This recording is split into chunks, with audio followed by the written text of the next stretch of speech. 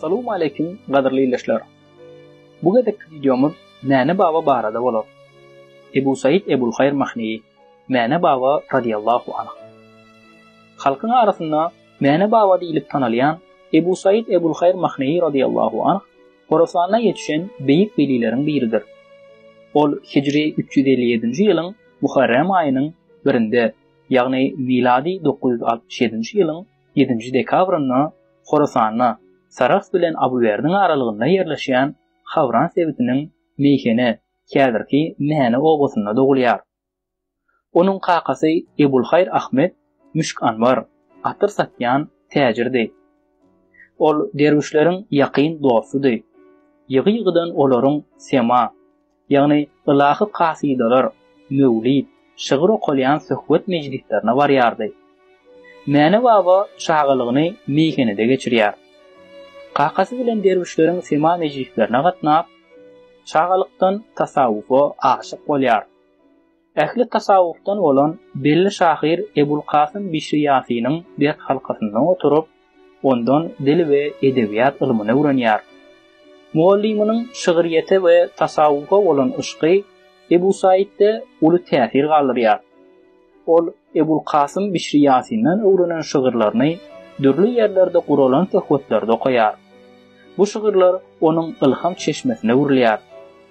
Taryhy maglumatlaryň birine Ebu Said Hazretleriniň 30.000 beýt şygyry ýat tutandygy hakda aýdylýar. Ebu Said Hazretleri fıkıh, tefsir we hadis ilimlerini hasda çuňlaşdyrmak üçin Merwe gidýär.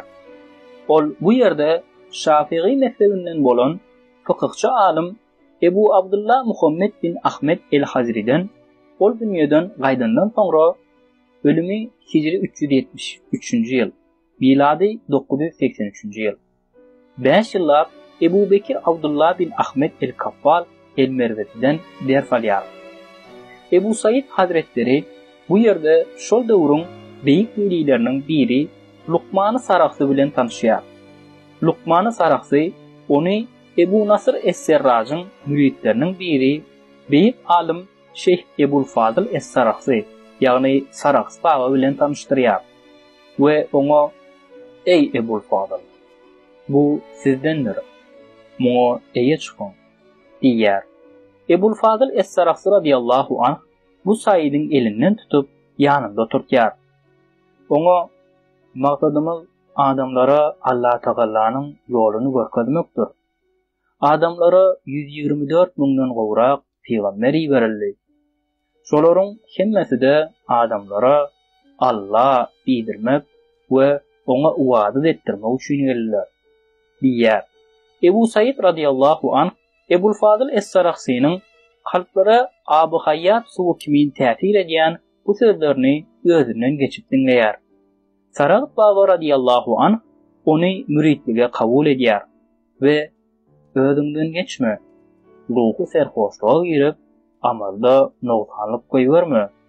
Serasap bol, bu ajaýyp nygmaty elden giderme" diýär. Mäne baba radiyallahu anh özüne zikr öwreden Sarax babadan diýsen täsirlenýär we onuň nesihatyna uýup meýhene, mäne dolanýar. Ol bu ýerde 7 ýyllap riýadatda bolýar. Nice megedekler çilehana çekip çıdardan agyr synaglar bilen nesini terbiýeleýär. Şondan soňra ýene-de Saraxsa piriniň ýanyna gidýär.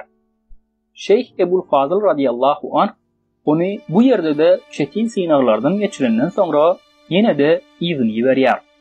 Ebu Said Ebul Hayr radiyallahu anh Mänede mesjidleri, hajathanalary temizleýärdi. Her namazyň öňünden gusul, ýagny boý täräde alýardy. Hemişe dymyp gedýärdi. Üst-üstüne ýama salynyp, agralyp giden köne lywat ýerdi. 20-30 günläp tehralarda, dağ düzlerde aýlanýardy. Bu ýerlerde ýalňyz başyna galyp, pikir ummanynda gulaşap ýüdýärdi. Ebu Said Ebul Hayr radiyallahu anh Hazretleri aradan bir näçe wagt geçenden soňra piri Şeyh Ebul Fazıl radiyallahu anh ýanyna gidýär.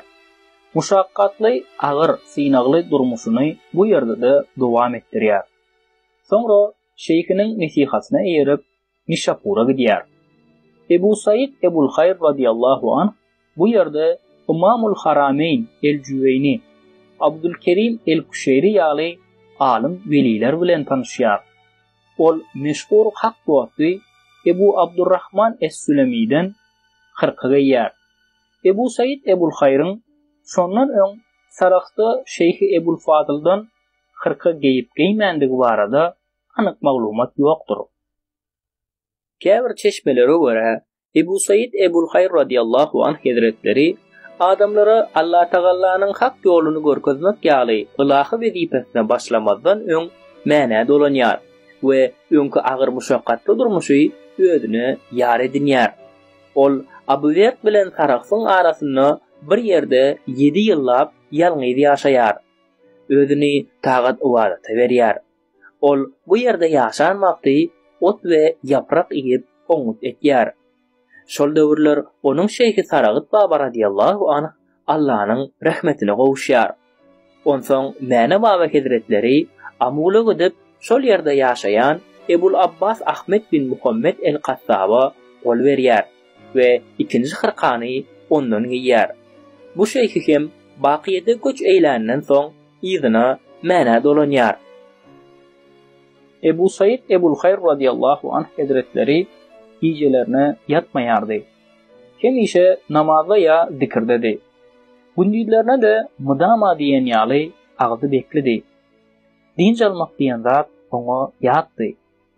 Her bir hereketinde kimişe kıwla bakmaga çalışýardy. Allah'nyň gadagan eden haramlaryndan daş durardy. Bu dünýäniň owadan ajaýyp zynatlaryna seretmezdi. Allah'nyň emirleriniň öňünde boynu gyldan inçedi. Kimişe azada kanagat ederdi. Wagtyny mesçitde ýa-da tekkede, ýagny derwişhanada geçirerdi. Hiç kimiň aýbyny görmezdi. Mäne baba radiyallahu anh şeýdip sopçulukdaky hak ýolda kämillige ýetişmegiň 18 esasyny geçip beýik mertebe ýetýär. Şondan soňra ol halka Allah'ny tanatmaga, haka varyan dogry ýol görkezmäge başlaýar. Rizqa wagtyň içinde Hazreti Ebu Said Ebul Hayr'ın radiyallahu anh Nişapurdaky we meyhenedäki tekkesine köp sanly mürit ýylanýar. Mäne baba radiyallahu anh hazretleriniň tasawuf sünjünyň halkasy ilki Şeyhi Hazreti Saraqyt baba radiyallahu anh. Ondan Ebu Nasr es-Serraja, ondan Ebu Muhammed Nurtaýşyň üstü bilen Cüneydi Bagdada barıp diýerýär. Emma Ebu Said Ebul Hayr radiyallahu anh hazretleriniň tasawwufdaky uyan düşünjesi Bayezidi Bistami'nin radiyallahu anh ve Hallacı Mansur'un radiyallahu anh ýoluna gawat gelýärdi. Tekke, ýagny derwişhana, sopçuluk medresesi edebi belli tertip düzgünleri ilkinji gezek Ebu Said Ebul Hayr radiyallahu anh tarapyndan kadalaşdyrylýar. Kazvini onuň tasawwufda özüne mahsus ýol döredendigini, tekke saldyrandygyny, her gün 2 gedek supra ýazdyrandygyny, tekkede berja edilmegi ketgitlenen bütün edep kadalaryň Ebu Said Ebul Hayr radiyallahu anh hazretleriniň ýoly goýandygyny ýazýar.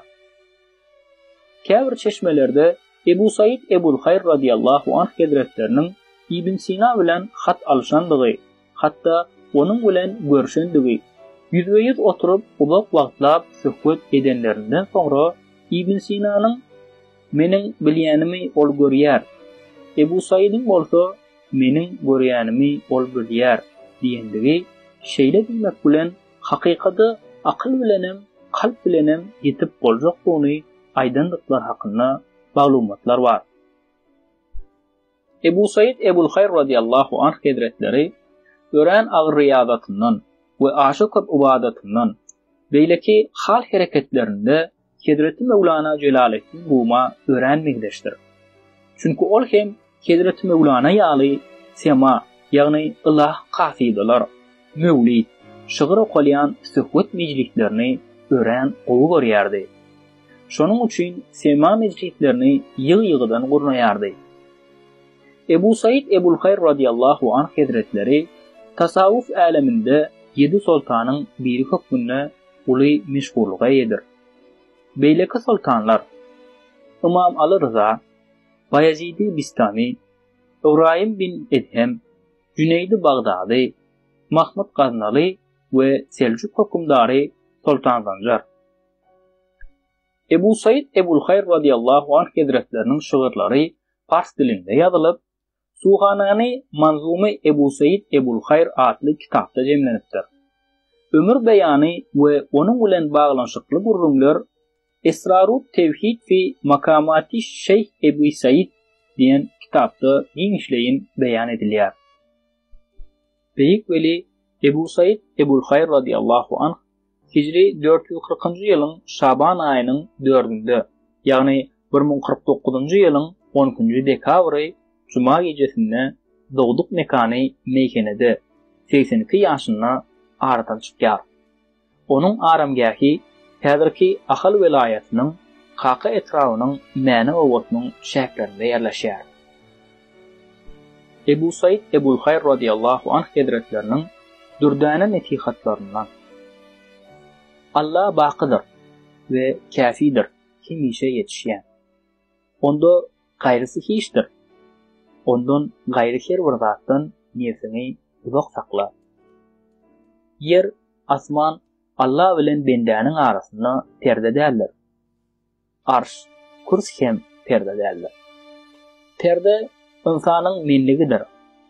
Eger bu aradan aýrylsa, Allah Taala gowşular. Zikr Allah'ını yad etmek, ondan başkasını unutmakdır. Allah Taala'dan ihlas dilen, her bir zady onun razyligi üçin etmegi dilen.